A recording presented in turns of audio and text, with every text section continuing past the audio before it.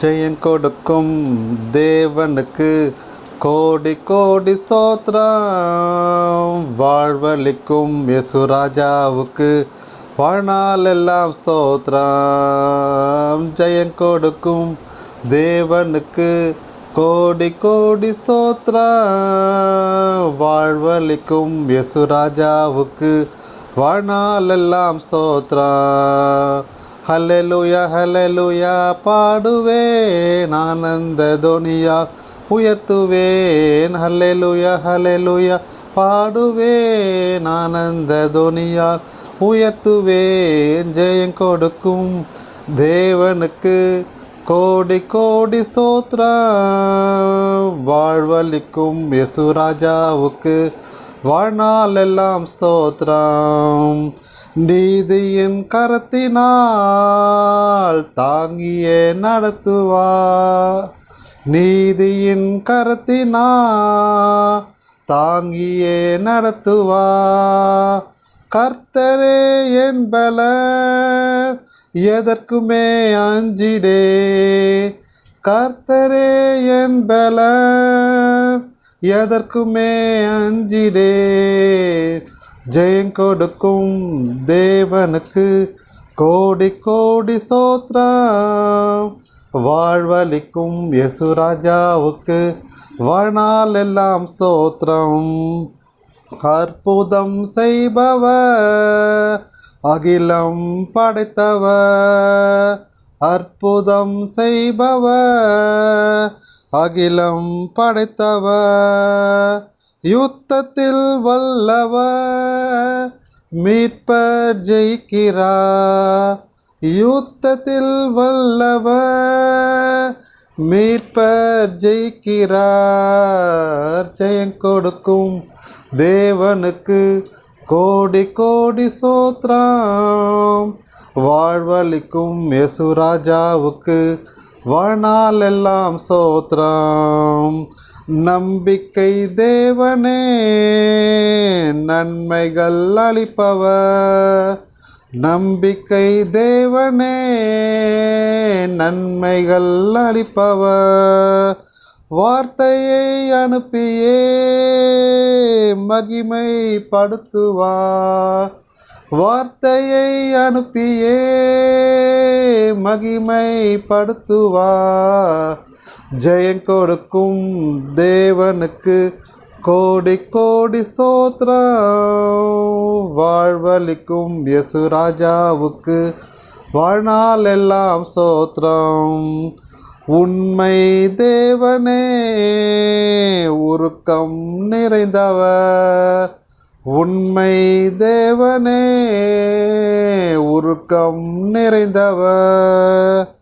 உன்னை காப்பவர் உறங்குவதில்லையே. என்னை காப்பவர் உறங்குவதில்லையே. ஜெயம் கொடுக்கும் தேவனுக்கு கோடி கோடி ஸ்தோத்திரம். வாழ்வளிக்கும் யேசுராஜாவுக்கு வாழ்நாள் எல்லாம் ஸ்தோத்திரம். ஹல்லேலூயா ஹல்லேலூயா பாடுவேன், ஆனந்த தொனியால் உயர்த்துவேன். ஹல்லேலூயா ஹல்லேலூயா பாடுவேன், ஆனந்த தொனியால் உயர்த்துவேன். ஜெயம் கொடுக்கும் தேவனுக்கு கோடி கோடி ஸ்தோத்திரம். வாழ்வளிக்கும் யேசுராஜாவுக்கு வாழ்நாள் எல்லாம் ஸ்தோத்திரம்.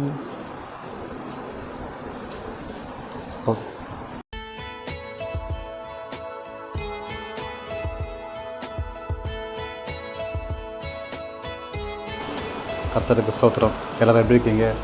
நல்லா இருப்பீங்கன்னு விசுவாசிக்கிறேன். கடந்த சில நாட்களாக எனக்குள்ள ஒரு விஷயம் வந்து கொண்டே இருக்கிறது. அது என்னவென்றால், அநேக பேர் குடும்பங்களில் வசதிகள், பணம், பதவி, சொத்து, சுகம் எல்லாமே இருந்தாலும் மனசில் ஒரு நிம்மதி இல்லாத வாழ்க்கை இருந்து கொண்டிருக்கிறது. அதை நான் உணர்ந்தேன். அதுக்காக உங்களோடு பகிர்ந்து கொள்ள ஆசைப்படுகிறேன். ஏன் அப்படி ஏசப்பா எனக்கு அப்படி ஒரு விஷயத்தை சொன்னார்னா, நம்ம ஜெபிக்கிறோம், சர்ச்சுக்கு போகிறோம், வரோம். ஆனாலும் ஏதோ ஒரு இடத்துல வந்து ஒரு சின்ன மன நிம்மதி இல்லாமல் இருக்கிறோம். தொடர்ந்து கொண்டே இருக்குது நம்ம வாழ்க்கையில். எவ்வளோ பணம் சம்பாதிச்சாலும் கையில் பணம் நிற்க மாட்டேங்குது. நிறைய சுகவீனங்கள், பலவீனங்கள் அதிகமாக இருக்குது. இது நம்ம ஒரு குடும்பத்துலேயும் இருக்கிறது. அடிக்கடி சோதனைகள். எவ்வளோ பணம் சம்பாதிச்சாலும் திருப்பி கடன் வாங்குகிறோம், அது கடன் அடைக்க திருப்பி சம்பாதிக்கிறோம், திருப்பி கொடுக்குறோம். இப்படியே போய்கொண்டிருக்கிறது. நிறைய ஹாஸ்பிட்டல் செலவுகள் இப்படியே போய்கொண்டிருக்கிறது. இதெல்லாம் எதனால் வருகிறது? நான் ஒவ்வொரு நாளும் யோசிக்கும் போது ஏசப்பா வச்சு சொன்னார், நம்ம இன்னும் வந்து கிறிஸ்தவர்களாக நாம் இன்னும் நம்ம விசுவாசத்தில் ஜெபத்தில் உறுதியாக தெரித்திருக்கணும். அதுதான் ஏசப்பா விரும்பின விஷயம், எனக்கு உணர்த்தின விஷயம்னு சொல்லலாம். அதை பகிர்ந்து கொள்ளவே நான் உங்களோட இன்று வந்திருக்கிறேன். எப்படி நாம் வந்து விசுவாசமாக இன்னும் ஊக்கமாக ஜெபிக்கலாம் அப்படின்னு சொல்லணும்னா, ஒவ்வொரு நாளும் காலை அதிகாலை எழுந்து நம்ம ஜெபிக்கணும். அந்த ஜெபங்கள் தான் ஏசப்பா வந்து கண்டிப்பாக கேட்பார். நம்ம சொல்லுவோம், நான் டெய்லி தானே ஜெபிக்கிறேன், எதுவும் நடக்கலையே அப்படின்னு நிறைய பேர் ஒரு அவிசுவாசமான வார்த்தையை யூஸ் பண்ணிட்டே இருப்பாங்க. அந்த வார்த்தையை எப்பவுமே யூஸ் பண்ணக்கூடாது. ஜெபத்தில் ஜெபம் பண்ணிவிட்டு அவருக்காக காத்திருக்கணும். அதினதின் காலத்தில் நேர்த்தியாக ஏசப்பா செய்வார். அது எப்படின்னா, நம்ம நிறைய விஷயங்களை ஏசப்பா கிட்ட கேட்டுகிட்டே இருப்போம். ஆனால் நம்ம கேட்குறதெல்லாம் சரியா தப்பா என்றது அவருக்கு தான் தெரியும். நமக்கு எது சரி என்றது அவருக்கு சித்தம் எது, அதுதான் வந்து ஏசப்பா நமக்கு கொடுப்பார். நம்ம கேட்டதெல்லாம் கொடுக்கணுன்றது இல்லை. நமக்கு எது நல்லது கெட்டது என அவர் தீர்மானித்து அவர் சித்தப்படி நமக்கு உண்டானதை அவர் நமக்கு கண்டிப்பாக தருவார். அதற்கான கால நேரங்கள் பார்த்து அதில் காலத்திலே நேர்த்தியாக செய்து முடிப்பார் என வசனம் சொல்லுகிறது. அதன்படி கண்டிப்பாக செய்வார். அதை நம்ம காத்திருக்கணும். நமக்கென்று ஒரு இடத்தை ஆயத்தப்படுத்தி வைத்திருப்பார். அதற்காக நம்ம காத்திருக்கணும். ஒரே கடன் தொல்லையாக இருக்குது, கஷ்டமாக இருக்குது, அது தீரவே மாட்டேங்குது, இங்கே வாங்கிறது இங்கே போயிடுது அப்படின்னு சொல்லி கொண்டு நம்ம கடன் எவ்வளோ வாங்குகிறோம்? கஷ்டங்களுக்கு வாங்கியிருப்போம், எத்தனை பிரச்சனைகள் வாங்கியிருப்போம். ஆனால் திருப்பி கொடுக்கும்போதோ சில டைமில் வந்து அது கொஞ்சம் தள்ளி போயிடும். வாங்குகிற அந்த ஆர்வம் வந்து கொடுக்குற ஆர்வம் வந்து குறைஞ்சி போயிடுது. கொஞ்சத்தில் உண்மையாக உள்ளவன் அநேகத்தில் அதிபதியாக வைப்பேன் என்று தேவவசனம் சொல்லுகிறது. நாம் வந்து வாங்கும் போது உற்சாகமாக வாங்குவோம். ஆனால் கொடுக்கும் போதோ சில தடங்கள் வந்து நம்ம கொடுக்கறதுக்கு கொஞ்சம் கஷ்டப்படுவோம். ஆனால் இருக்கக்கூடாது. எப்படி நம்ம வாங்கணுமோ அதை உடனே கொடுக்கணும். அதுதான் தேவ சித்தம். நம்ம ஒரு உதவி செஞ்சாருன்னா நமக்கு அது உதவி திருப்பி செஞ்சிடணும். பணம் கிடைக்கும் உடனே செஞ்சிடணும். அதுதான் எத்தனை பேருக்கு இன்றைய வந்து செல்லும் செழிப்போடு வாழ்ந்து விடுகிறார்கள். தேவன் கொடுத்த பெரிய ஆசீர்வாதம் அது. ஆனாலும் பணம் பெருக பெருக அவர்கள் தேவனை மறந்துவிட்டு காலத்தை சென்று கொடுக்கிறார்கள். அது நிறைய பிரச்சனைகளை கொண்டு வருகிறது. எப்படி? தேவன் வந்து நம்ம எப்போவுமே நினச்சிக்கணும். நம்மக்கிட்ட ₹1 இருந்தாலும் அவர் நினைக்கணும், ₹1,00,000 இருந்தாலும் அவர் நினச்சிட்டு இருக்கணும். அவரே முன் வைக்கணும். இன்றைக்கி அநேகர் கஷ்டமாக இருக்கும்போது அவரை தேடி வருகிறார்கள். ஏசப்பா வந்து அற்புதம் கொடுத்து அவர் உயர்த்தி வைப்பார். அதன் பிறகு உயர்ந்த பிறகு பணத்தை பார்த்த பிறகு செல்வத்தை பார்த்த பிறகு அவரை மறந்து விடுகிறார்கள். இதெல்லாம் வளர்ந்தது மனுஷனால் வந்துச்சு அப்படின்னு சொல்லிக்கொண்டு தேவனை மறந்து விடுகிறார்கள். அதற்கான விளைவுகள் எத்தனையோ சோதனைகள், வேதனைகள் கொடுத்து வந்து கொண்டே இருக்கிறது. கொடுத்ததை திருப்பி எடுத்துக்கொள்கிறார். அதுதான் நிஜம். ஏன்னா நம்ம திரும்பி பாவத்தில் போய் விழுறோம் இல்லையா?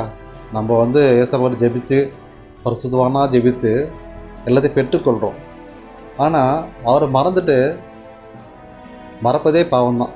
ஏன்னா ஏசப்பா கொடுத்த அற்புதங்கள், அவர் விசுவாசமே நம்ம மறக்கிறதே ஒரு பாவம்தான். அந்த பாவத்தில் விழுந்த பிறகு நம்ம அவர் நினைக்கிறதே கிடையாது. அது ஒரு கடமைக்காக நினைக்கிறது சொல்ல, எனி டைம் நம்ம ஜெபிக்கணும். நிறைய சோதனைகள் வந்து கொண்டு தான் இருக்கிறது. நிறைய நோய்கள் சுகம் எல்லாம் வயசான வரத்தானே செய்யும் அப்படின்னு நம்ம நினைக்கிறோம். வயசான எல்லாருக்கும் வர்றது கிடையாது, சில பேருக்கு தான் வருது. எல்லாருக்கும் அது கிடையாது. வந்தாலும் சரியாக சில பேருக்கு குணமாகாமல் செலவு கட்டு வந்துகிட்டே இருக்குது. ஸோ ஏன் எப்படி? நம்ம விசுவாசமான ஒரு ஜெபம் வந்து வீட்டில் கிடையாது. வீட்டில் தொடர்ந்து குடும்ப ஜெபம், துதித்து பாடுவது, ஐக்கியமாக பேசுவது, இதெல்லாம் வந்து நிறைய குறைந்து போய்விட்டது நம்ம குடும்பங்களில். அதையெல்லாம் மீண்டும் நாம் மரித்துவிட்ட நாம் கிறிஸ்துவில் நாம் உயிர் பெற்று இருந்து ஜெபிக்கணும். நாம் பாவத்தில் விழுந்து மரித்து கொண்டு கிடக்கும், என்ன நடக்குது தெரியாமல் உலக ஆசைகள் உலகத்தைகள் சென்று கொண்டிருக்கிறோம். அதிலிருந்து விலகி நாம் வந்து கிறிஸ்துக்கள் மீண்டும் உயிர் பெற்று புதிய மனிதராய் நம்ம அவர் விசுவாசத்தோடு ரட்சிப்பை பெற்றுக்கொள்ளணும். அப்படி நம்ம பெற்றுக்கொள்ளும் போது நிச்சயமாக நம்ம வாழ்க்கையில் அற்புதங்களை செய்வார், அதிசயங்களை செய்வார். நிச்சயமாக நம்ம வாழ்க்கை தரம் உயரும். என்னோடய வாழ்க்கையில் ஒரு சாட்சி சொல்கிறேன். கொஞ்சம் நாளைக்கு முன்னாடி வந்து எனக்கு ரைட் சைடில் அடிவயிறு கொஞ்சம் வலி எடுத்துகிட்டே இருந்துச்சு. ப்ரேயர் பண்ணால் சரியாயிடும். அடிக்கடி வலி வரும்போது ப்ரேயர் பண்ணால் சரி. அதிகமாக எப்போன்னா ப்ரேயர் பண்ணும்போது அது வலியே இருக்கும். அது ஏதோ இருக்கும். 2-3 இயர்ஸ் மேலே ஸ்டோன் இருந்ததுனால மெடிசனில் எடுத்து அப்போது ஸ்டோன் வந்துச்சு, இதுவாகிடுச்சு அப்படின்ட்டு. அப்படி கொஞ்ச நாள் போன பிறகு கடந்த 2 நாட்களுக்கு முன்னாடி வந்து எதிர்பாராமல் யூரின் போனேன். திடீர்னு ஒரு கல் வெளியே வந்து விழுந்தது. வலியிலே எதுவும் இல்லை, ஆட்டோமேட்டிக்காக வெளியே கல் வந்துச்சு. அற்புதங்க எப்படி நடந்தது பார்த்தீங்களா? அந்த வலின்னு நினச்சேன், ஸ்டோன் கூட நினைக்கல, எந்த மெடிசனும் எடுத்துக்கல. ஆனாலும் இயேசு கிறிஸ்துவின் கிருபையால் அதிசயங்களால் என் வயிற்றில் கல் வெளியே வந்துடுச்சு. எந்த வலியும் இல்லை, எந்த டாக்டரையும் பார்க்கல, எந்த ட்ரீட்மெண்ட்டும் எடுக்கலை. அவர் அற்புதமான சுகத்தை இயேசப்பா கொடுத்தார். எத்தனையோ பேருக்கு இப்படி அற்புதம் செய்து வந்து வருகிறார். இது கடந்த நாட்களில் நடந்து கொண்டிருக்கிறது. இன்னொரு அற்புதமான விஷயம் சொல்லணும்னா, அதிகாலை வந்து ஜெபிப்பேன் 2 மணி 2:30 மணிக்கெலாம். எங்கள் டாக் வந்து எழுப்பி விடுவான். அது ஒரு அற்புதமான விஷயந்தான். ஏன்னா மனிதருக்கு தான் தெரியும் டைம் நேர காலலாம். மனிதர் ஜீவத்துக்கு டைம் தெரியாது. ஆனால் ஒவ்வொரு நாளும் 2:30 2:30 மணிக்கு என்னை எழுப்பிட்டு எப்படியாவது ஒரு சவுண்டு கொடுத்து என்னை பக்கத்தில் உட்காந்து எழுப்பிட்டு 10 தூங்கிடுவான். எதுக்காக எழுப்புறேன்னா ஜெபிக்க சொல்லி, துதிக்க சொல்லி. நான் ஒவ்வொரு நாள் அதை உணர்ந்து கொண்டேன். கடந்த 2 மாதமாக தொடர்ந்து கொண்டிருக்கிறது இன்று வரையில். அப்படி நான் ஒரு நாள் ஜெபித்து கொண்டிருக்கும்போது, பாடிக்கொண்டிருக்கும்போது ஒரு 2-3 பாட்டு பாடிக்கொண்டே இருந்தேன். இன்னொரு பாட்டு பாடிக்கொண்டிருக்கும்போது ஒரு சவுண்டு கேட்டது எனக்கு. அதாவது நடந்து வர சவுண்ட், டக் டக் டக். அதாவது எதுலனா அந்த உட்டன் ஸ்லிப்பர் இருக்கு இல்லையா, உட்டன் ஸ்லிப், அதில் டக் டக் நடந்து வர மாதிரி ஒரு சவுண்டு நடந்து. அதாவது ஸ்லோவாக ஆரம்பித்து அப்புறம் கொஞ்சம் சவுண்டு அதிகமாக கேட்டு நான் பாடிக்கொண்டிருக்கும் போது நான் கண்ணை மூடி நல்லா பாடுவேன். பாட்டு காதில் கேட்டே இருக்குது. கரெக்டாக வந்து டோர் திறந்து எனக்கு அது என்னுடைய பக்கத்தில் வந்து நிற்கிறான்னா அந்த சவுண்டு கேட்குது. எனக்குள்ளே அப்படியே ஒரு எல்லாமே எழுப்புதல், அப்படியே ஒரு பரிசுத்தை உணர்ந்தேன். எனக்குள்ளே அப்படியே இறங்குச்சு. நான் ஒரு பாடிக்கொண்டே இருக்கிறேன், துதித்து பாடிக்கொண்டே இருக்கும்போது அப்படியே ஒரு சவுண்டு கேட்டுட்டே இருந்துச்சு. நான் உணர்ந்து கொண்டேன் ஏன் அந்த சவுண்டு வந்தது, அது எப்படி அந்த அந்த உட்டன். அப்போ தான் ஒரு விஷயம் நிறைஞ்ச ஏசப்பா ஒரு உயிரோடு இருந்த காலங்களெல்லாம் அவர் காலில் செருப்பு போட மாட்டார். அவர் போட்டதெல்லாம் வந்து அந்த ஒரு உட்டன் செப்பல் மாதிரி ஏதோ போடுவார் நினைக்கிறேன் அந்த காலங்களில். அப்படிப்பட்ட ஒரு நிகழ்வை தான் நான் உணர்ந்து கொண்டேன். ஏன்னா ஒவ்வொரு நாளும் ஏசப்பா நம்மக்கிட்ட வந்து நின்று தான் இருக்கார். நம்ம உணர்ந்து கொள்ளவில்லை, ஆனால் ஒரு நாள் நம்ம உணர்ந்து கொள்வோம். நான் உணர்ந்து கொண்டேன். அன்றைய தினத்தை நான் உணர்ந்து கொண்டு இந்த வரைக்கும் நான் அதை நினச்சிட்டே தான் இருக்கேன். அவர் வந்து நின்னது கண்டிப்பாக என்னுடைய கண்களுக்கு அது அப்படியே உணர்ந்து கொண்டே நிற்கிறேன். கண்ணு தஞ்ச நாள் பார்க்கவே முடியல. அப்படியே உணர்ந்து கொண்டு அதை பாடிக்கொண்டே இருக்கிறேன். இன்னும் அதிகமாக பாடிக்கொண்டிருக்கிறேன். அதுதான் நிஜம். கண்களை திறக்க முடியவில்லை, ஆனால் நான் அதிகமாக உணர்ந்து கொண்டேன். என்னோட பக்கத்தில் உட்காந்து அவர் கேட்குறாரு, என் ஜெபத்தை கேட்குறாரு அப்படின்னு நான் அன்றைய தினம் தான் உணர்ந்து கொண்டேன்.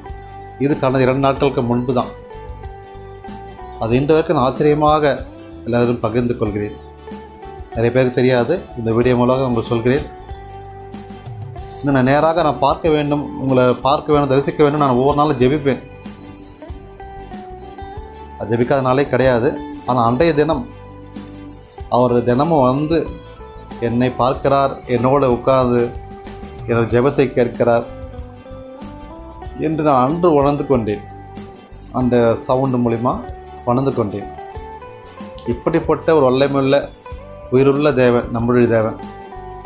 நீங்களும் வந்து கண்டிப்பாக ஏசப்பாவை தரிசிக்கலாம், உணர்ந்து கொள்ளலாம். நிச்சயமாக அவரை நீங்கள் பார்க்கலாம். நானும் ஒரு நாள் நிச்சயமாக அவரை பார்ப்பேன். இப்போ நான் ஃபஸ்ட்டு ஒன்று, என்னோட ஏசப்பா எப்பவுமே இருக்கிறார். இப்போ கூட என்னோட இருக்கிறார். என்னுடைய நாவின் அதிகாரம் ஃபுல்லாக அவர் மூலயமா தான் பேசி கொண்டிருக்கிறது. நான் ஒவ்வொரு நாளும் ஜெபிக்கும் போதோ, துதிக்கும் போதோ, பாடும் போதோ எல்லாமே அவர் என்னோடு இருக்கிறதா நினச்சி தான் நான் பாடுவேன். இப்போது கூட நான் அந்த பாட்டு பாடுறது கூட திடீர்னு தோணுச்சு நான் பாடணும்னு. உடனே பாடினேன். பாடும்போதே எனக்குள்ளே ஒரு அபிஷேகமான ஒரு வல்லமை எழுப்புதலை கொடுப்பேன். எனக்கு பாடவே வராது, கொஞ்சம் நாளைக்கு முன்னாடி பாடவே தெரியாதுன்னு சொல்லலாம். ஆனால் இப்போ நான் ரொம்ப உற்சாகமாக பாடுறேன். ஒரு உற்சாகத்தை உணர்றேன் என் வாழ்க்கையில். எனக்கு அநேக தேவைகள் இருந்தாலும் ஒவ்வொரு தேவைகளை ஏசப்பா தொடர்ந்து பூர்த்தி செய்து கொண்டே இருக்கிறார். தேவனால் கூடாத காரியம் எதுவும் இல்லை என்று நம்ம விசுவாசிக்கிறோம் இல்லையா? அதுதான் என் வாழ்க்கையில் ஏசப்பா வந்து உன்னால் அதிசயம் செய்யக்கூட எதுவும் இல்லையே. கண்டிப்பாக ஏசப்பா நமக்கான காரியங்கள் நமக்காக செய்வார். அது எப்படி? நீ விசுவாசிதான் தேவனுடைய மகிமையை காண்பாய் என்ற வசனத்தின்படி தான் நாம் தொடர்ந்து விசுவாசத்தோடவே இருக்கணும். நம்ம விசுவாசமான ஜெபம் எப்பவுமே இருந்தால் மட்டும்தான் அவருடைய மகிமையை காண முடியும். எப்படி விசுவாசமாக இருக்கிறது? தொடர்ந்து ஜெபிக்கணும், உண்மையாக ஜெபிக்கணும், துதிக்கணும். ஒவ்வொரு நாளும் நம்ம விசுவாசத்தோடு இருந்தால் தான் நம்ம ஜெபங்கள் கூட ஒரு எழுப்புதலை கொடுக்கும், ஒரு வல்லமையான ஜெபமாக இருக்கும். நம்ம நிறைய பேரை வந்து எங்கெங்கே தேடி போகிறோம் வரோம். அவர் நல்லா ஜெயிப்பார், இவர் நல்லா ஜெயிப்பார், இவர் அற்புதம் கொடுப்பார். ஆனால் ஏசப்பா நமக்குள்ளே இருக்கிறார். நம்ம ஜெபங்களுக்கு கூட ஒரு வல்லமையான எழுப்புதலை கொடுக்கும், நம்ம ஜெபம் கூட சுகத்தை கொடுக்கும், பலனை கொடுக்கும். அப்படிப்பட்ட ஒரு வரங்களை நமக்கு ஏசப்பா கொடுத்துருக்கிறார். நம்ம ரட்சிக்கப்பட்டால் நிச்சயம் அப்படிப்பட்ட அனுபவத்தை நம்ம உணரலாம். நாம் தொடர்ந்து வந்து ஜெபத்தில் இருக்கணும். இந்த வே டு ஜீசஸ் இந்த யூடியூப் சேனல் கூட ஆரம்பித்தது ஒரு ரட்சிப்பின் எழுப்புதலுக்காக தான், வேறு எந்த நோக்கத்தோடு இல்லை. நிறைய பேர் சொல்லுவார், எத்தனை லைக் வந்துச்சு, எவ்வளோ பணம் வந்துச்சு, நிறைய பேர் கேட்டார்கள். ஆனால் அதுக்காக இது கண்டிப்பாக கிடையாது. ஒவ்வொருவரும் இதை பார்க்கும் ஒவ்வொருவரும் யாராவது கிறிஸ்தவர்கள், கிறிஸ்தவ அல்லாதவர்கள் யாராவது ஒரு மன திருதல் வந்து ரட்சிக்கப்பட்டாலே எனக்கு பெரிய வெற்றி தான். அது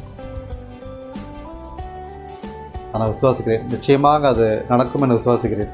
அப்படிப்பட்ட ஒரு நோக்கத்தோடு தான் நான் இதை ஆரம்பித்தேன். இது இயேசு கிறிஸ்துவின் நாமத்தினாலே அவருக்கு சொல்லுக்கெனங்க நான் செய்துள்ளேன். ஒவ்வொரு வாரமும் ஒவ்வொருவர் பேசுகிறார்கள், தேவாத்தை சொல்கிறார்கள். அதெல்லாம் வந்து ஒரு அற்புதமான விஷயந்தான்.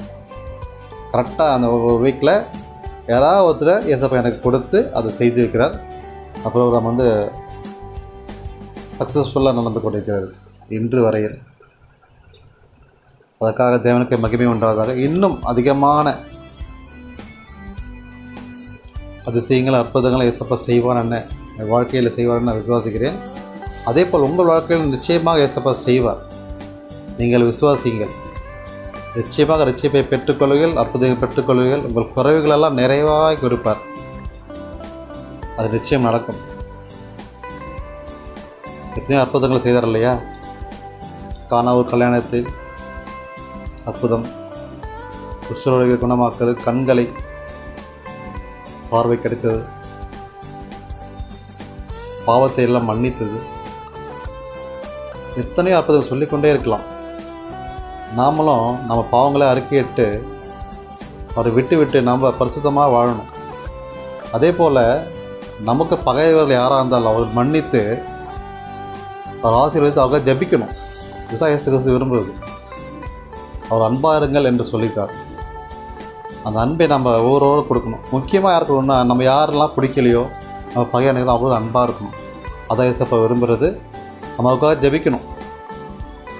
நம்ம அப்படி ஜபிக்கும் போது ஏசப்பா கண்டிப்பாக நமக்குள்ளே இருப்பார். நம்ம இயேசு கிறிஸ்து போல வாழ வேண்டும் நம்ம ஒவ்வொருவரும் ஆசைப்படுவோம். சரியா? அது ரொம்ப கஷ்டம் நினைக்கிறேன். ஆனால் கண்டிப்பாக அது ஈஸி தான். ஒரு உண்மையான வாழ்க்கையை, ஒரு பரிசுத்தமான வாழ்க்கையை, இயேசு கிறிஸ்து போல் வாழ்ந்த வாழ்க்கையை நிச்சயம் நம்மளால் வாழ முடியும். ஒரு அன்போடும் ஐக்கியத்தோடும் ஒரு உண்மையான கிறிஸ்துவனாக வாழ கண்டிப்பாக முடியும். அது நம்ம ஒருவரால் முடியும். தொடர்ந்து நம்ம ஜெபத்திலும் துதித்திலும் ஒவ்வொரு நாளும் வேத வசனப்படி நம்ம நடக்கணும். அதுதான் வசனங்களை படித்தால் மட்டும் போதாது, அதன்படி நடக்கணும். அப்போது ஞானத்தை பெற்றுக்கொள்வோம். ஞானத்தை சம்பாதி புத்தியை சம்பாதி என்று வசனம் சொல்கிறது. ஞானத்தை படித்தால் மட்டும் போதாது, அதன்படி நடக்கிறது தான் ஞானமாக இருக்கிறது. செயல்படுத்தணும். அதுதான் ஞானத்தை சம்பாதி நம்ம சொல்கிறது. வசனத்தை படித்து நம்ம ஞானம் படித்தாலே ஞானம் நினைக்கிறோம். படித்த ஞானம் இல்லை, படித்து விட்டு ஞானமாக நடந்து கொள்வது, அதை செயல்படுத்துவது. எப்படி ஞானமாக நடக்கணும், ஏசப்பா எப்படி ஞானமாக நடக்க சொல்லியிருக்காரு, நம்ம அதை போய் செயல்படுத்துவது. அன்பை கொடுக்கணும், அன்பை நம்ம பகிர்ந்து கொள்ள வேண்டும், சமாதானத்தை நாட வேண்டும், ஒரு அன்போடு ஐக்கியத்தோடு சமாதானத்தோடு இருக்க வேண்டும். அப்படிப்பட்ட வாழ்க்கையை தான் ஏசப்பா விரும்புகிறார். நம்ம அப்படி வாழ்க்கையை வாழும்போது நம்ம பரிசுத்தமான ஒரு வாழ்க்கையை நம்ம வாழலாம். கர்த்தர் நல்லவன் ருசித்து பாருங்கள் அப்படி என்ற ஒரு வசனம் உள்ளது. அது நல்லவன் ருசித்து பார்க்க. ருசி தான் எப்படி பார்க்குறது? நம்ம குலோப்ஜாம் கண்ணால் பார்த்தா ருசி தெரியுமா? எடுத்து சாப்பிட்டா மட்டும் தான் அந்த ருசி டேஸ்ட் அப்படியே வாயெல்லாம் வரும். அதே மாதிரி தான் கர்த்தர் நல்லவர் ருசித்து பாருங்கள். ருசி என்றது வேத வசனம். நான் வசனத்தை அன்போடும் உற்சாகத்தோடு படித்து அந்த வசனத்தை அப்படி நடக்கணும். மற்றவர்களுக்கு வசனத்தை எடுத்து சொல்ல வேண்டும். அதன் மூலம் ரட்சிப்பை பெற்றுக்கொள்ள வேண்டும். இதான் ருசி பார்ப்பது. எங்கள் வாழ்க்கையை நான் அப்படி தான் கடைப்பிடித்து வருகிறேன், முயற்சி செய்து கொண்டிருக்கிறேன். இன்னும் நிறைய செய்வேன், நிறைய வாஞ்சிக்கிறேன். கர்த்தர் நல்ல ருசி பார்க்க வேண்டும். வசனத்தின் மூலமாக நாம் ருசி பார்க்கும்போது ஏசப்பா நிறைய நமக்கான ருசியான சுவையான அதிசயங்கள் அற்புதங்களை ஏசப்பா செய்வார். நாம் அதை பெற்றுக்கொள்ளலாம். நிச்சயமாக இதெல்லாம் நம்ம வாழ்க்கையில் இது நடக்கலை, அது நடக்கலை, இது ரொம்ப கஷ்டம், இது நம்ம சொல்லிக்கொண்டே இருக்கிறோம். ஆனாலும் ஏசப்பா மனசு வச்சா கண்டிப்பாக நடக்கும். தேவனால் கூடாத காரியம் எதுவும் இல்லை, இல்லையா? என் ஒவ்வொரு நாளும் ஏதாவது ஒன்று செய்யும் போதோ நான் யோசிப்பேன், ஏசப்பா என் கூட எப்போ பேசுவார் அப்படின்ட்டு. ஆனால் கரெக்டாக என்கிட்ட ஒரு வசனம் ஏசப்பா என் கண்மொழி சொல்லுவேன். ஏதாவது செய்யும்போது கண்டிப்பாக அது வசனம் வரும், எப்படியாச்சும் வரும். அதான் அவர் கொடுத்த பதில். அதை விசுவாசமாக ஏற்றுக்கொண்டு அவர் நன்றி சொல்வேன். உங்கள் வாழ்க்கை அப்படி நடந்து கொண்டு இருக்கும். நம்ம நிறைய பேர் மறந்து விடுவோம். அதை நம்ம உண்மையை ஏற்றுக்கொண்டு அது மாதிரி நடந்தால் கண்டிப்பாக ஏசப்பா அற்புதம் செய்வார். நம்ம விசுவாசமாக இருக்கணும். அதுதான் விசுவாசமான ஒரு வாழ்க்கை, ஒரு அற்புதமான வாழ்க்கை. அதுதான் அற்புதங்கள் யாராலும் ஏசப்பா கொண்டு வருது. எதையும் நம்ம பணம் கொடுத்தோ பொருள் கொடுத்தோ எதுவும் தேவையில்லை. உண்மையான அன்பை கொடுத்தால் மட்டுமே நிறைய ஆசீர்வாதங்களை நம்ம பெற்றுக்கொள்ளலாம். நிச்சயமாக நடக்கும். என் வாழ்க்கையில் எத்தனையோ அற்புதங்கள் நடந்து கொண்டிருக்கிறது. இப்போது கூட நான் உங்கள் முன் இப்படி பேசி கொண்டிருக்கிறது ஒரு அற்புதமான விஷயம்தான். எத்தனையோ பாவத்தில் நான் விழுந்து கிடந்தேன். உலக வாழ்க்கையிலே எத்தனையோ வகையில் இருந்தேன். என் வாட்ஸ்அப் ஸ்டேட்டஸ்லாம் நிறைய சினிமா சாங்ஸு டிசைன்ஸு அதெல்லாம் போட்டு ஏதோ என்னோடய ஞானத்தில் நான் ஏதோ பண்ணிட்டு கொண்டு இருந்தேன். ஆனால் இப்போ எல்லாத்தையும் விட்டுட்டு ரட்சிக்கப்பட்டு இப்போ உங்கள் முன்னாடி ஒரு தேவ செய்தி சொல்கிறேன், அனுதினமாக ஜெபிக்கிறேன், வசனம் வாசிக்கிறேன். இதெல்லாம் ஒரு அற்புதமான விஷயம் என் வாழ்க்கையில். அப்படிப்பட்ட வல்லமையான எழுப்புதலை எனக்குள்ளே கொடுத்தார் ஏசப்பா. எத்தனையோ கஷ்டங்கள் சோதனைகள் இருந்தாலும் அது எல்லாவற்றையும் முறியடித்து ஒரு அற்புதமான எழுப்புதலை எனக்குள்ளே கொடுத்து இன்னும் குடும்பத்தில் எழுப்புதலை கொண்டு வரணும்னு சொல்லிட்டு அதிகமான விசுவாசத்தோடு வாஞ்சியோடு இன்று நான் செய்து கொண்டிருக்கிறேன்னா அது ஏசப்பாவுடைய வல்லமையான கிருபையால் தான். நாம் நிர்மூலமாக இருப்பது ஏசப்பாவோட கிருபையால் தானே. இன்று நாம் உயிரோடு இருக்கிறது கூட அவரால் தான். ஏன்னா கடந்த காலங்களில் எத்தனையோ கொள்ளை நோய்கள் எத்தனையோ பிரச்சனைகள் இருந்தது இல்லையா? போனால் கொரோனாலாம் எத்தனையோ பேர் இறந்தார்கள். அதெல்லாம் தான் நம்மளை உயிரோடு வைத்திருக்காரு இல்லையா? அது ஏசப்பாவோட கிருபையால் தான். சரியா? நம்ம அதை எப்போவுமே உணர்ந்து கொள்ள வேண்டும். நம்ம ஒவ்வொரு நாளும் ரியலைஸ் பண்ணுவேன், நம்ம எப்படி இப்போ இருக்கிறோம், எப்படி நம்ம இருக்கிறோம். எத்தனையோ பேருக்கு எத்தனையோ கஷ்டங்கள் இருக்குது. ஆனால் நம்மளாம் ஏசப்பா மகிமையாக வைத்திருக்கிறார். நான் தொடர்ந்து அவரோட விசுவாசத்தோட நம்பிக்கையோடு அவரை விசுவாசத்தோடு நம்ம பற்றி கொண்டு இருந்தால் நிச்சயம் அற்புதங்களை நம்ம காணலாம். அற்புதங்களை எத்தனையோ வகைகளில் நம்ம வந்து கொண்டே இருக்கோம். நமக்கு அது புரியாத நிறைய பேர் தெரியாமையே இன்னும் வாழ்ந்து கொண்டிருக்கிறோம். மனுஷன் தான் செஞ்சா அப்படின்னு நினச்சிக்கிறோம். ஆனால் மனுஷன் செய்ததில்லை. உங்கள் ஜெபங்கள் ஏசப்பா கேட்டு அவர் செய்திருக்கார். நிறைய பேர் அது புரியாமல் இருக்கிறாங்க. இது அவங்களுக்கு தான் நடந்துச்சு, இவங்களுக்கு தான் நடந்துச்சு அப்படி சொல்லி கொண்டு இருக்கிறோம். ஆனால் ஏசப்பா நீங்கள் செய்த சின்ன உதவி, சின்ன ஜெபம், அதை கேட்டு ஏசப்பா உதவி செஞ்சிருக்கார். அதன்படி தான் நம்ம வாழ்க்கையை தொடர்ந்து கர்த்தருக்கு அர்ப்பணிப்போர் வாழ்க்கையை நம்ம வாழ வேண்டும். அதுதான் தேவ சித்தமாக உள்ளது. அப்படி ஒரு வாழ்க்கையை நம்ம தொடர்ந்து வாழ வேண்டும். என்னுடைய குடும்பத்தினார் மட்டுமில்லை, இதை கேட்டுக்கொண்டிருக்கிற உங்களில் ஒருவரோ இருவரோ யாராக இருந்தாலும் இயேசு கிறிஸ்துவே உண்மையான தெய்வம் என்று நீங்கள் உணர்ந்தால், அவரை பற்றி கொண்டால் நிச்சயம் உங்கள் வாழ்க்கையிலும் பிரகாசமான ஒளியை கொடுப்பார். எத்தனையோ சோதனைகள், போராட்டங்கள் என் வாழ்க்கையில் உள்ளது. குடிகளை அடிமையாக இருக்கிறோம், மீண்டு வர முடியல. கடன் அடிமையாக இருக்க மீண்டு வர முடியல. பாவத்தில் அடிமையாக இருக்க மீண்டு வர முடியலன்னு சொல்லிக்கொண்டே இருக்கிறோம், புலம்பிக்கொண்டே இருக்கிறோம். தயவுசெய்து பழமெல்லாம் விட்டுட்டு ஸ்ட்ரைட்டாக ஏசப்பா நோக்கி தினமும் ஜெபித்து கொண்டே இருங்க. யாருக்கெல்லாம் அந்த அடிமை சிக்கி கொண்டு அவருக்காக தொடர்ந்து ஜெபிங்க. டார்கெட் அவங்களுக்காக தான் இருக்கணும். தொடர்ந்து அவங்கள ஜெபித்து கொண்டே இருங்க. யாரை வச்சு ஜெபிக்காதீங்க, நீங்களே ஜெபிங்க. ஏன்னா ஆள் வச்சு ஜெபிக்கிறது கிடையாது. ஸ்ட்ரைட் டு ஸ்ட்ரைட்டு ஜீசஸுக்கு நமக்கு தான் இருக்கணும். அப்படி ஜெபங்கள் தான் ஏற்கப்படுது. நம்ம என்ன பண்ணுவோம், அவர் ஜெபிப்பார் சொல்லி நம்ம பாட்டு வேலையை பார்த்துட்டு இருக்கோம். நம்ம ஜெபிக்கிறது கிடையாது. நம்ம ஜெபம் தான் ஏற்கப்படும். நீ என்ன பண்ண அதான் ஏசப்பா பார்க்குறாரு. நாம் தொடர்ந்து ஜெபிக்கும் போதோ அப்படிப்பட்ட அடிமை நேரத்தில் ஏசப்பா விடுதலை கொடுப்பார். நிச்சயமாக அதை நீங்கள் உணரலாம். உண்மையால் அதிகாலை எழுந்து நம்ம ஜெபிக்கும் போதோ, ஒவ்வொரு நாளும் குடும்ப ஜெபத்தில் நம்ம ஜெபிக்கும் போதோ, ஏறெடுக்கும் போதோ நிச்சயமாக ஏற்படுத்தும் ஏசப்பா ஒரு மாற்றத்தை ஏசப்பா கண்டிப்பாக கொடுப்பார் வாழ்க்கையில். அதை நம்ம உணர்ந்து கொள்ளலாம். எத்தனையோ வருஷங்கள், எத்தனையோ கூட்டி கடுமையாக எத்தனையோ வருடங்கள்லாம் விடுதலை கிடைச்சிருக்காரு இல்லையா, நம்ம நிறைய பார்க்குறோம். எத்தனையோ சாத்தான் கட்டுகள் விடுதலை, குடியிலிருந்து விடுதலை, பாவத்திலேருந்து விடுதலை, கடலிருந்து விடுதலை, எத்தனையோ விடுதலை நம்ம சாட்சியாக நிறைய கேட்டிருக்கிறோம். நமக்கு எப்போ வரும் நம்ம யோசிச்சிருப்போம். நம்ம யோசிக்கக்கூடாது, ஜெபத்தில் தான் வைக்கணும். அவங்கள ஜெபத்தில் தான் பெற்றுக்கொண்டார்கள், நாமளும் ஜெபத்தில் தான் பெற்றுக்கொள்ளணும். நம்மளே உட்காந்து ஜெபிக்கணும். நமக்கான ஜெபம் நமக்காக தான் இருந்தது, மற்றவர்களுக்காக இல்லை. நாம் உட்காந்து அவருக்கு முன்னாடி ஜெபிக்கணும். ஒரு உண்மையான ஜெபிக்கணும். கடமைக்காக தேவைக்காக ஜெபிக்கக்கூடாது. நம்ம பாவங்களில் அறிக்கை எடுத்து, முதல்ல நம்ம பாவங்களை அறிக்கை எடுத்து அவரை விட்டு அதற்கப்புறம் ஒரு பசுத்தமான வாழ்க்கையோட ரட்சிப்பை பெற்றுக்கொண்டு நம்ம ஜெபிக்க வேண்டும். எடுத்தோடனே நம்ம ஜெபிச்சோன்னா அது கிடையாது. நம்ம உள்ள இருந்த பாவங்களுக்கெல்லாம் வெளியே போகணும். மன்னிப்பு கேட்கணும். முதல்ல மன்னிப்பு கேட்டு எல்லாத்தையும் என் மன்னிச்சிருங்க, என் பாவங்களை எடுத்து போடுங்க, என் ஜெபத்தை ஏற்றுக்கொள்ளுங்க. நம்ம ஜெபிக்கும் போது ஏசப்பா கண்டிப்பாக நமக்கான அற்புதங்களை செய்வார். அதை நிச்சயம் ஏசப்பா கொடுப்பார். ஜெபித்துக்காரன் கண்டிப்பாக மாற்றங்களே பண்ணலாம். இது கேட்டுக்கிற எத்தனையோ பேர் யோசிக்கலாம், எப்படி நடக்குமா அப்படின்ட்டு. கண்டிப்பாக நடக்கும். எந்த சந்தேகம் வேணால், எந்த அவசரம் வேணால், நிச்சயமாக நீங்கள் அப்படி ஜெபித்தால் உங்கள் வாழ்க்கை மாறும். இருளிலிருந்து உங்கள் வாழ்க்கை வெளிச்சத்தில் மாறும். ஏன்னா தேவன் ஒளியாக இருக்கிறார். அந்த ஒளி நம்ம பிரகாசிக்க பண்ணுவார். நீங்கள் ஜெபிப்பீங்கன்னு விசுவாசிக்கிறேன். அதே போல் எத்தனையோ விஷயங்கள் நம்ம வாழ்க்கையில் வந்து கொண்டே. என்ன விஷயங்கள் சொல்லணும்னா, சுகவீனங்கள். எத்தனையோ டாக்டருக்கு போகிறோம், சுகமாகல. திடீர்னு ஏதோ பெரிய மேஜரான சர்ஜரி, டெய்லி மாத்திரை சாப்பிட்டே இருக்கிறோம்.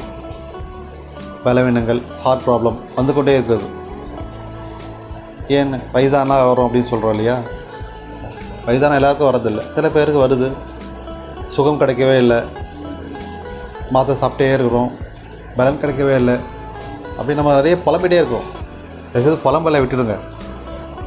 அதுக்கு பதிலாக நம்ம நாவிலிருந்து துதியை சொல்லுங்கள், கர்த்தரின் துதியை சொல்லுங்கள். ஏசப்பா எனக்கு சுகம் கொடுங்க, பலன் கொடுங்கன்ட்டு.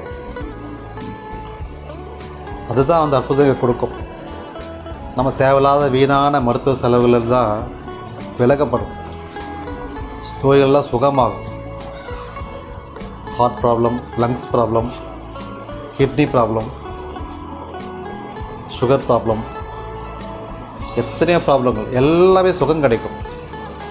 அதுக்கு ஒரே வழி ஜீசஸ் மட்டும்தான். அவள் நோக்கி நம்ம வரணும். ஞாயிற்றுக்கிழமை மட்டும் போய் ப்ரேயர் பண்ணிட்டு மற்ற நாள்லாம் 7 நாள் சீரியல் பார்த்துட்டு இருந்தால் அது பிரயோஜனம் கிடையாது. தயவுசெய்து இந்த நாடகங்களை பரவது தவிர்க்குங்க. நாடகங்கள் மூலம் நம்ம மனநிலைகளாக மாற்றம் படுது, அதற்குள்ளே சிக்கி தவிர்த்து கொண்டு அதுவே பெரிய பாவமான செயல் தான். எங்கள் வீட்டிலும் தொடர்ந்து நாங்கள் பார்த்து கொண்டிருந்த ஒரு காலத்தில். இப்போ அந்த நாடக செயலே கிடையாது. எங்கள் வீட்டில் போகிறது எல்லாமே வேத வார்த்தைகள், பாடல்கள் மட்டுமே தான் இன்று வரையில் ஒழித்து கொண்டிருக்கு. அதன் மூலமாக தான் எங்கள் ரட்சிப்பை இன்னும் அதிகமாக நாங்கள் உணர்ந்து கொண்டிருக்கிறோம். மொபைல் கூட இப்போ அதிகமாக யூஸ் பண்ணுறதே ரொம்ப கிடையாது. ஒரு நிறைய யூஸ் பண்ணோம், இப்போ யூஸ் பண்ணுறதே கிடையாது. அப்படி பார்த்தாலும் தேவ செய்தி கேட்குறது. இப்படி தான் எங்கள் வாழ்க்கையை பயணத்தை மாற்றி கொண்டிருக்கிறோம். நாங்கள் மட்டும் இல்லை, எங்கள் பிள்ளைகள் அப்படி தான் வாழ்ந்து கொண்டிருக்கிறார்கள். அதுக்கான முயற்சிகள் இன்னும் சென்று கொண்டே இருக்கிறது. நாம் அப்படி மாறணும், நீங்களும் அப்படி மாறணும். அப்படி மாற்றங்கள் ஏசப்பா கிருபையால் நிச்சயமான பலனை நம்ம பெற்றுக்கொள்ளலாம். அப்படி உங்கள் வாழ்க்கையில் இப்படி அடிமையில் நீங்கள் சிக்கி கொண்டிருந்தால் அதிலிருந்து விடுதலை ஆகிறதுக்கு ஒரே வழி கர்த்தரை நோக்கி நம்ம வருவது தான், ஜெபிப்பது தான். டிவி சீரியல் தூக்கி வாரம் வச்சுட்டு பைபிளை கையில் எடுத்து நம்ம ஜெபிப்போம். எவ்வளோ டைம் இருக்குது. நிறைய பேர் ஆகிட்டு வீட்டில் இருப்பாங்க, லீவ் டைமில் வீட்டில் இருப்பாங்க. அந்த டைம்லாம் நம்ம என்ன பண்ணுறது தெரியாது. சாப்பிட்டு என்ன பண்ணுவோம்? ஜெபிங்க, வேதம் வாசிங்க. வேதம் வாசிக்கும் மூலம் உங்களுடைய சபை பேசுவார். அப்படி நீங்கள் செஞ்சு பாருங்கள், உங்களுக்குள்ள சுகவீனம் எல்லாம் புது பலனை கொடுக்கும். மாத்திரை மருந்தெல்லாம் குறைஞ்சிடும். டாக்டர்கிட்ட போய் பாருங்கள், நார்மல்னு சொல்லுவாங்க. அப்படிப்பட்ட சுகத்தை ஏசப்பா கொடுப்பார். எதுக்கு நம்ம தேவையில்லாமல் செலவு பண்ணுறோம்? ஒவ்வொரு நாள் இங்கே போகிறோம், அங்கே போகிறோம், அந்த செலவு இந்த செலவு வந்து கொண்டே இருக்குது. சோதனை சாத்தான் கொடுத்து கொண்டே இருக்கிறான். ஏன்? நமக்குள்ளே ஜெபம் இல்லை. ஜெபம் இருந்தால் கண்டிப்பாக ஏசப்பா கிருபையால் புது பலனை கொடுக்கும். சாத்தான் ஓடியே போயிடும். நம்ம இடம் கொடுக்குறோம் இல்லையா சாத்தானுக்கு? இடம் கொடுத்தனா தான் இந்த சோதனைகள், போராட்டங்கள் எல்லாம் வந்து கொண்டே இருக்கிறது. அதில் விடுதலை வேணும்னா நம்ம ஜெபிப்பது தான். அவரை நோக்கி வாங்க. கர்த்தரை நோக்கி நம்ம வரும்போது நிச்சயமாக நம்ம சுகத்தை, பலத்தை நம்ம பெற்றுக்கொள்ளலாம். சர்ச்சுக்கு போகிறோம், வரோம், அதில் குடும்ப ஜெபம் செய்வதில்லை இல்லையா? அதை தொடர்ந்து செய்யும் போதோ கண்டிப்பாக ஒரு ரட்சிப்பையும் மாற்றத்தை நம்ம காணலாம். எங்கள் வாழ்க்கையில் நிறைய மாற்றங்கள் நடந்து கொண்டிருக்கிறது இன்று வரையில். நீங்களே மாற்றத்தை காண வேண்டும். குடும்பத்தில் ஆசீர்வாதம், சண்டைகள், பிரச்சனைகள் எல்லாத்தையும் எடுத்து போடணுன்னா, ஆசீர்வாதத்தை பெற்றுக்கொள்ள வேணும்னா நம்ம ஜெபிக்கிறது மூலமாக தான் நடக்கும். குடும்பத்தில் சமாதானம், ஒரு பெரிய ஒரு மகிழ்ச்சி எல்லாமே நம்ம பெற்றுக்கொள்ளலாம். நான் என்னடா நல்லா சொல்லிட்டேனே, இப்போ நடந்துடுமா அப்படின்னு உங்களுக்கு போய் தோணலாம். கண்டிப்பாக நடக்குங்க. நீங்கள் ஒரே ட்ரை பண்ணி பாருங்கள். நீங்கள் 24 ஹவர்ஸ் மொபைல் பார்க்கறத விட்டுட்டு அட்லீஸ்ட் ஒரு 2 ஹவர்ஸ் பைபிள் எடுத்து படிங்க. அதுக்குள்ள ஒரு பவர் இருக்குது. அந்த பவர் நமக்குள்ளே வரும்போதோ நம்ம வாழ்க்கையில் அந்த பவர்ன்ற லைட் பிரகாசமாக இருக்கும். வசனம், சத்தியத்தை அறிவீர்கள், சத்தியம் உங்களை விடுதலையாக்கும். வசனம் சொல்லுது இல்லையா? சத்தியம் நம்ம அறிந்து கொள்ளலாம், நமக்குள்ள எல்லா பாவங்களும் விடுதலை ஆகிடும். நிச்சயமாக அது நடக்கும். நீங்கள் விசுவாசிங்க. அற்புதங்களை நம்ம காண வேண்டும். நம்ம வாழ்க்கையில் அற்புதமே நடக்கலையேன்னு சொல்லி கொண்டிருந்த பிரயோஜனம் இல்லை. நடக்கும். நாம் தேவனுடைய பாதையில் சென்றால் நிச்சயமான அற்புதங்களை காணலாம். சுகத்தை, பலத்தை காணலாம். என் வாழ்க்கையில் சில அற்புதங்களை போல் உங்கள் வாழ்க்கையில் கண்டிப்பாக நடக்கும். இனிமேல் நடக்கும். எங்கள் வாழ்க்கை இன்னும் நடந்து கொண்டே இருக்கிறது, நடக்கும்னு நான் விசுவாசிக்கிறேன். அதே போல் உங்கள் வாழ்க்கையில் கண்டிப்பாக நடக்கும்னு விசுவாசிங்க. ரட்சிப்பை பெற்றுக்கொள்வீர்கள். நம்ம அனைவரும், குடும்பங்கள் மட்டுமல்ல, அனைவருமே ஏசப்பா வருகைக்காக எதிர்பார்த்து காத்து கொண்டிருக்கிறோம் இல்லையா? ஏசப்பா வருகை ஏன் தாமதமாகுதுன்னு நம்ம எல்லாருக்கும் தெரியும். ஏன் நம்ம எல்லாரும் ரட்சிப்புகள் வந்த பிறகு தான் ஏசப்பா வருவார். ரட்சிப்புகள் எப்படி வர்றது? நம்ம ஜெபித்தால் தானே வரும். மனம் திரும்புதல் வரணும். மனம் திரும்புதல் நம்ம ஜெபிக்கும் போதோ துதிக்கும் போதோ நம்ம பரிசுத்தமான மாறும் போது தான் ஏசப்பான வருகை சீக்கிரமாக வரும். இல்லைன்னா சாத்தானின் ஆட்சி இப்போ நடந்து கொண்டு தானே இருக்கிறது. அதுதான் விழுந்து கொண்டு இருக்கிறோம் இல்லையா. நிறைய தேவ செய்தியில் கேட்டிருக்கிறேன். நம்ம பேரில் நம்ம நம்பரில் தான் வரப்போதும். ஒரு சிப்பு வச்சுன்னா நம்பர், நம்ம எங்கே போகிறோம் வரோம் எல்லாம் நம்ம கண்ணில் மானிட்டர் பண்ணிட்டே இருக்குமா கம்ப்யூட்டர்ஸ். நம்ம எங்கே போனாலும் வந்தாலும் இனி no Aadhaar card, no sim card எதுவுமே கிடையாது. அந்த ஒரே ஒரு சிப்பு, ஒரே நம்பர் தான் நம்ம பேர் ஐடென்டிஃபை பண்ண முடியுமா. ஏன்னா நம்பர்ஸ் வந்து ஒரு பொதுவான வேர்ல்டில் ஒரு பொதுவானது இல்லையா. இந்த நம்பர் இப்போ நம்பர் 5னா அந்த 5 தான் எங்கே பண்ணலாம், அந்த 5னா அது விஜய், சரியா. அதுதான் சொல்லிக்கொண்டே இருக்கும். அப்படி ஒரு நம்பர் தான் வரப்போகுது. ஆல்ரெடி வந்துருச்சு. Aadhaar card, PAN card, phone number அப்படின்னு ஏகப்பட்டது வந்துடுச்சு இல்லையா. அப்படி ஒரு நம்பரில் தான் நம்ம வாழ்ந்து கொண்டு இருக்கிறோம். அன்டிகிறிஸ்து ஆட்சியில் தான் இப்போது கலந்து கொண்டு இருக்கிறோம். அப்படிப்பட்ட இக்கடான சொல்லி தான் நம்ம வாழ்ந்து கொண்டு இருக்கிறோம். இயேசப்பா வருகை சமீபமாக இருக்கிறது. அடையாளங்கள் தான் எத்தனை இடங்கள், பூமி அதிர்ச்சிகள், கொள்ளை நோய்கள், வெள்ளங்கள். அதே போல் துபாயில் வெள்ளம் வந்துருச்சு, தைவானில் பூமி அதிர்ச்சி வந்துருச்சு இல்லையா. நம்ம அதெல்லாம் பார்த்துருக்குறோம். உகாண்டாவில் இன்னும் வறுமையில் சிக்கி தவிர்த்து இறந்து கொண்டிருக்கிறார்கள். அப்படிப்பட்ட சூழ்நிலை இருந்து கொண்டிருக்கிறது. சைனாவில் கொள்ளை நோய்கள் இன்னும் வந்து கொண்டே இருக்கிறது. அப்படி இஸ்ரேல் நாட்டில் வார் நடந்து கொண்டிருக்கிறது. இதெல்லாம் இயேசப்பா வருகையின் அடையாளங்கள். அதை நம்ம உணர்ந்து கொள்ள வேண்டும். இதில் எங்கேயும் நடக்குது தானே, நமக்கு என்ன நல்லா தானே இருக்கிறோம் அப்படின்னு நினைக்கலாம். நம்ம நல்லா இருக்கணுன்றது எந்த நிச்சயம்? நம்மளும் நம்ம வாழ்க்கையும் நம்ம எதிர்காலமும் நம்ம பிள்ளைகளும் நன்றாக இருப்பேன் நம்ம யோசிக்க வேண்டாம் இல்லையா. அது யோசித்தால் மட்டுமே நம்ம இயேசப்பா வருகையை உணர்ந்து கொள்ள முடியும். நம்மளால தான் இருப்போம். அவன் எங்கன்னா சண்டை போட்டோம், நமக்கு என்ன இருந்துச்சு அப்படின்னு. ஆனால் நமக்கு வந்துச்சுன்னா அது கண்டிப்பாக யோசிப்போம் இல்லையா. பக்கத்து வீட்டு ஆளுக்கு ஜுரம் வந்தால் அது அவங்க ஜுரம் வந்துச்சு நமக்கு தோணும் தெரியாது. ஆனால் நமக்கு வரும்போது தான் அந்த கஷ்டம் நமக்கு தெரியும், சரியா. ஆனால் ஏசப்பா எச்சரிக்கை கொடுக்குறாரு. வருகைக்கு முன் எச்சரிப்பு இதெல்லாம்.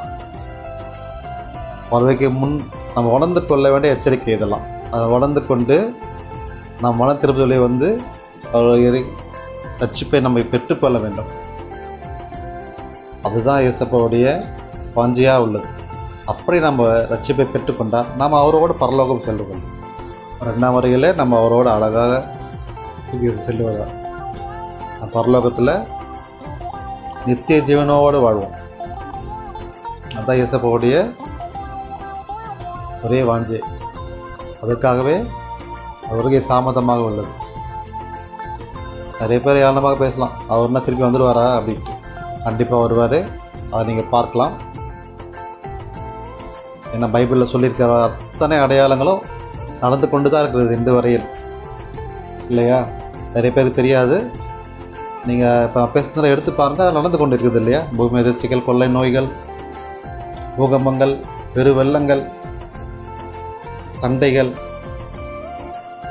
இப்படி எத்தனையோ நடந்து கொண்டு இருக்குது இல்லையா. ஒரு வட்டத்துக்குள்ளே தான் நம்ம இப்போ மாட்டியிருக்கோம். அது உணர்ந்து கொள்ளவில்லை. வட்டத்துக்குள்ளே தான் நம்ம இருக்கிறோமே, இதுக்குள்ளே தான் இருக்கணும் அப்படின்னு சொல்கிறோம் இல்லையா. ஒரு டைமில் கொரோனா ஊசி போட்டால் தான் வெளியே போக முடியும், வர முடியும், சரி இருந்தால் பண்ண முடியும் சொன்னோம் இல்லையா, செஞ்சோம் இல்லையா. அதே போல் இந்த மாதிரி விஷயம் நடக்கும். அதில் சிப் வச்சிட்டேன்னு சொல்கிறாங்க. இது அமெரிக்காவில் சிப் வச்சு அதை வந்து யூஸ் ஆகிட்டுருக்கா. இப்போது அந்த மனுஷன் நடக்கிறான், போகிறான், வரான், அவன் என்ன செய்கிறான்றது பக்கத்தில் இருக்கிறவங்க தெரியுது. நம்ம மூளை வேலை செய்கிறது நூற்றுக்கு தெரியுது. ஸோ இது சாத்தானின் ஆட்சி இல்லையா. நூத்தரை நம்ம மூளை நூத்தரை வந்து ஆக்டிவேட் பண்ணுறோம். அப்படி இருக்கும்போது நம்ம அடிமையாக தானே இருக்கிறோம். அல்லது விடுதலை வேணும்னா நம்ம ஏசப்பா கிட்ட வரணும். ரட்சிப்பை பெற்றுக்கொள்ளணும். மன திரும்புதல் வேண்டும். அப்போ தான் ரட்சிப்பை பெற்றுக்கொண்டு நம்ம பரலோகம் சென்று அறிய வேண்டும். இதெல்லாம் ஏசப்பா தூக்கி போட்டுருவார். அது வருகை வரும்போதோ இப்படிப்பட்ட காரியங்கள் சாத்தானின் கிரைகள் எல்லாத்தையும் அழிச்சிடுவார். பரிசுத்தவான்கள் மட்டும் அவரோடு போவோம். அதில் நாமளும் இருக்கணும். அதுக்காகத்தான் இந்த செய்தியை நான் கொடுத்து கொள்கிறேன். அப்படி ஒரு அற்புதம் அதிசயம் நாம் கண்டிப்பாக ஏசப்பா கொடுப்பார். நம்ம ரட்சிப்பை பெற்றுக்கொள்ளலாம். இதை உணர்ந்து கொண்டிருப்பேன் நான் விசுவாசிக்கிறேன். அப்படி இன்னும் உணரவே இல்லை, எனக்கு ஒன்றும் புரியல அப்படின்னு சொன்னால் நிறைய நியூஸ் சேனல்லாம் இருக்குது. பைபிளை ரிசர்ச் பண்ணி பாருங்கள். நான் சொன்ன வார்த்தை நியூஸ் சேனலில் பாருங்கள். இதெல்லாம் நடந்து கொண்டிருக்கும். இப்போ நான் சொன்ன சில விஷயங்களை கூட தேவ செய்தியாளர் சில பேர் சொன்னது தான். அதை நான் உங்களுக்கு சொல்கிறேன். நிறைய விஷயங்களை நான் சொல்லணும்னு நினைக்கிறேன். அது ஒவ்வொரு செய்தியும் நான் சொல்லுவேன். ஸோ நீங்கள் வந்து முதல் விஷயம் அதுதான், நம்ம விசுவாசமான ஜெபத்தோட ஒரு ஐக்கியத்தோட தேவனை உண்மையாக நம்ம வந்து ஏற்றுக்கொண்டு பரிசுத்தமான வாழ்க்கைக்கு நம்ம திரும்ப வேண்டும். பாவத்தின் விடுதலை நம்ம திரும்ப வேண்டும். அப்போது தான் நம்ம ரட்சிப்பையும் அற்புதங்களை பெற்றுக்கொள்ள முடியும். நிச்சயமாக ஒரு மாற்றத்தை நம்ம காணலாம். தேவனுடைய கிருபையும் மகிமையும் நமக்கு நம்ம குடும்பத்திற்கு கண்டிப்பாக கிடைக்கும். நம்ம நல்லா தான் போதாது, நம்ம குடும்பங்கள் எல்லாம் நல்லா இருக்கணும் இல்லையா? நம்ம பண்ணுற பாவங்கள் நம்ம பிள்ளைகளை சேரணும்னு சொல்லுவாங்க. நம்ம பிள்ளைகளை சேரணுமா? நம்ம பிள்ளைகள் ஆசீர்வாதமாக இருக்கணும் இல்லையா? ஸோ நம்ம வந்து மனதிருந்தல் வந்து ரட்சிப்பை பெற்றுக்கொண்டு நம்ம பிள்ளைகளுக்கு ஆசீர்வாதத்தை கொடுக்கணும். அப்போ தான் அந்த பிள்ளைகள் நம்ம சந்ததிகள்லாம் எதிர்கால சந்ததிகள் எல்லாம் நம்ம சந்தோஷமாக மகிழ்ச்சியாக ஒரு ஆசீர்வாதமான வாழ்க்கையை வாழ முடியும். நம்ம தொடர்ந்து ஜெபத்தில் இருப்போம், ரட்சிப்பை பெற்றுக்கொள்வோம். இதுவரையில் நீங்கள் பாவத்தில் அடிமையாக இருந்தால் அதிலிருந்து விட்டு விலகி நம்ம வேதத்தை கையில் எடுத்து வேதத்தை படி நடந்து நம்ம வாழ்க்கையை பரிசுத்தமாக்குவோம். கண்டிப்பாக நம்ம வாழ்க்கையில் ஒரு அற்புதத்தை காணலாம், அதிசயத்தை காணும், ரட்சிப்பை பெற்றுக்கொள்ளலாம். நம்ம வாழ்க்கை தரம் உயரும். நிச்சயமாக நம்ம வாழ்க்கையை வந்து பரலோகத்தை சென்றடையும். ஏசப்பா நம்மள கை குடிச்சு கூட்டிகிட்டு போவேன். அப்படிப்பட்ட வாழ்க்கை நம்ம வாழ்க்கையில் கண்டிப்பாக வேணும் இல்லையா? ஒவ்வொருவருக்கும் வேணும். கிறிஸ்தவருக்கு மட்டும் இல்லை, கிறிஸ்தவ அல்லாதவர்களும் அதில் பங்கேற்கலாம். இது மதம் மாற்றத்துக்கான செய்தி அல்ல, மனம் திரும்புதலுக்கான செய்தி. அதான் நான் சொல்வேன். ஏன்னா கிறிஸ்தவர்களை விட கிறிஸ்தவ அறியாத மக்களின் ஜபங்கள் தான் ஏசப்பா உடனே கேட்டு அற்புதங்களை செய்வார். நிறைய நீங்கள் சாட்சியை நீங்கள் பார்க்கலாம். நிறைய சாட்சிகள் யூடியூப்பில் இருக்குது. எத்தனையோ தேவச்செய்தியாளர்கள் பேசியிருக்கார்கள். அதில் சாட்சிகள் பாருங்கள். பேச நிறைய பேர் ஹிந்துஸ் முஸ்லீம்ஸ் நிறைய பேர் இருப்பாங்க கிறிஸ்தவர்களை விட. ஏன்னா இயேசு கிறிஸ்து வந்து ஒரு மத தலைவர் அல்ல, அனைவருக்கான ஒரு விசுவாசமுள்ள ஒரு வாழ்க்கையை வாழ்ந்தவர். அதை நீங்கள் அவரை பற்றி தெரிஞ்சுக்கும் போதோ அதை கண்டிப்பாக உணர்ந்துவீங்க. தெரியாதவர் தான் நிறைய பேர் குறை சொல்லி கொண்டு இருப்பார்கள். நிச்சயமாக நீங்கள் வந்து இயேசு கிறிஸ்துவை பற்றி தெரிந்து கொள்ள வேண்டும் என்றால் நிறைய யூடியூப் சேனலில் அவரை பற்றி இருக்கிறது. பைபிள் வாங்கி படிங்க. நிச்சயமாக அவரை பற்றி நீங்கள் தெரிஞ்சு கொள்ளலாம். கிறிஸ்துவ மக்களுக்கு நான் சொல்கிறேன், நிச்சயமாக அவரை பற்றி தெரிந்து கொள்ளலாம். நீங்கள் வசனங்கள் படிக்கும்போது உங்களுக்குள்ள அவர் பேசுவார். நீங்கள் கேட்ட விஷயங்கள் அவர் செய்வார். ரட்சிப்பை நீங்கள் பெற்றுக்கொள்ளலாம். இப்போது இதை கண்டு கொண்டிருக்கிற ஒவ்வொரு மக்களுக்காகவும் இயேசப்பா காத்திருக்கிறார். உங்களுக்கு அற்புதங்கள் செய்ய உங்களுக்காக காத்திருக்கிறார். எப்போது என் மகன் எனக்குள்ளே வருவான் அப்படின்னு தான். பாவத்தெல்லாம் விட்டு விலகி நம்ம ஒரு பாதையில் நம்ம வந்தால் கண்டிப்பாக இயேசப்பா நமக்கு கைப்பிடித்து அரவணைத்து தூக்கிப்பார். அற்புதங்கள் செய்வார், அடையாளங்களை செய்வார். நம்ம ரட்சிப்பை பெற்றுக்கொள்ளலாமா, அதிசயங்களை பெற்றுக்கொள்ளலாமா? தொடர்ந்து ஜெபத்தில் இருப்போம். மற்றவர்கள் பாவங்களுக்காக நம்ம ஜெபத்தில் எடுத்து அவர் பாவங்களை விடுதலையாகவும் ஜெபிக்கணும். வேடிக்கை பார்த்து ஏளனம் பண்ணி சிரிக்கக்கூடாது. ஒருத்தர் கஷ்டப்பட்டுனா ஏளனம் பண்ணி சிரிக்கக்கூடாது. முக்கியமாக கிறிஸ்தவர்கள் சொல்லணுன்னா சர்ச்சுக்கு போவாங்க வருவாங்க, ஆனாலும் சர்ச்சுக்கு போவாங்கன்னே அடுத்தவங்க சண்டை போட்டுருப்பாங்க. வீட்டில் வந்து அடுத்தவங்க ஏளனமாக பேசுவாங்க, குறை சொல்லிட்டு இருப்பாங்க. அதெல்லாம் நம்ம பண்ணக்கூடாது. அதெல்லாம் ஒரு பாவ செயல். சரியா? தேவ வார்த்தையை கேட்டுட்டு நம்ம இந்த மாதிரி அவிசுவாசமான வார்த்தை, இந்த தேவையில்லாத செயல்களாக செய்யக்கூடாது. அதெல்லாம் ஒரு பாவ செயல். ஒரு பரிசுத்தமான வாழ்க்கை வாழணும்னா எல்லாரையும் மன்னிக்கணும், மற்றவர்களுக்காக ஜெபிக்கணும். அதுதான் ஒரு பரிசுத்தமான வாழ்க்கை. அப்படிப்பட்ட வாழ்க்கையை நம்ம தொடர்ந்து வாழணும். நம்ம நிறைய ஆத்துமாதங்களை பெற்றுக்கொள்ளலாம். இதன் மூலமாக ஆத்துமாதத்தை நிறைய பெற்றுக்கொள்ளலாம், ஒரு ரட்சிப்பை பெற்றுக்கொள்ளலாம்.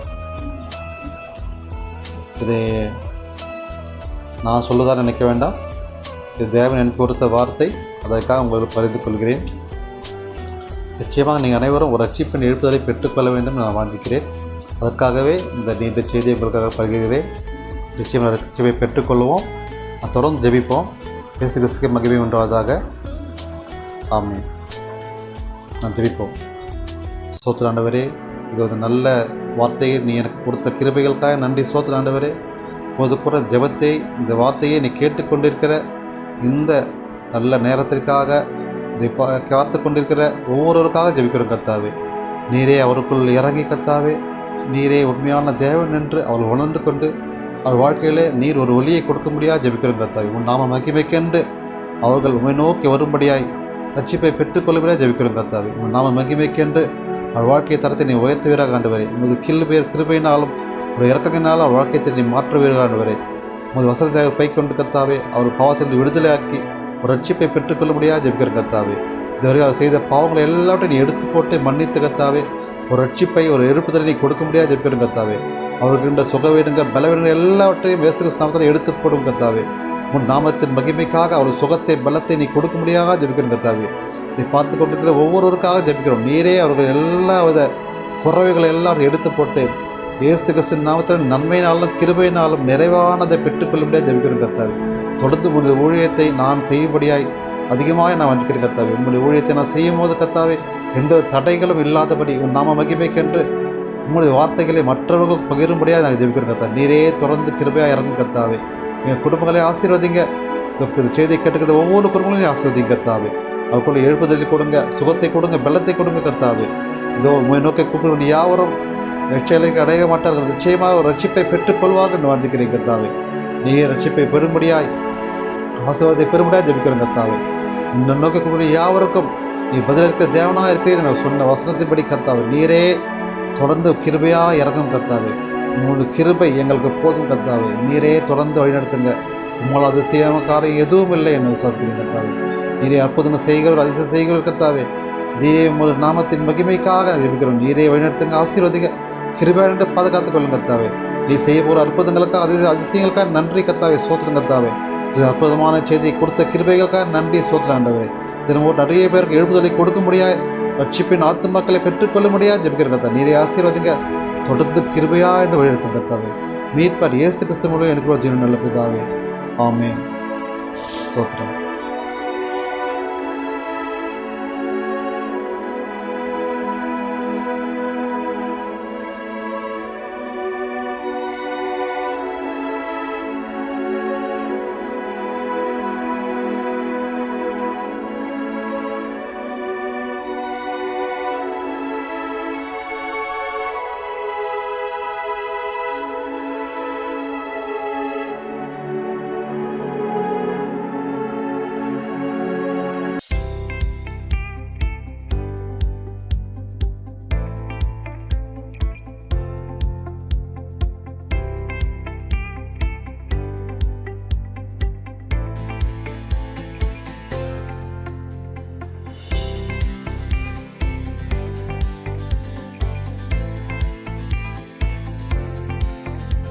கர்த்தருக்கு ஸ்தோத்திரம்.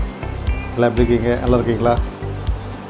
நீங்கள் ஆளும் எதிர்பார்க்குற அந்த ஷோலிங்கர் டூர் சீக்கிரமாக போக இருக்கிறேன். அங்கே சென்று நம்ம இருந்து வாழ்ந்து பழகின அந்த ஷோலிங்கர் வீட்டை போய் பார்க்கணுன்னு ரொம்ப ஆசையாக இருக்கும் இல்லையா? இந்த மாதிரி எனக்கு ரொம்ப ஆசை.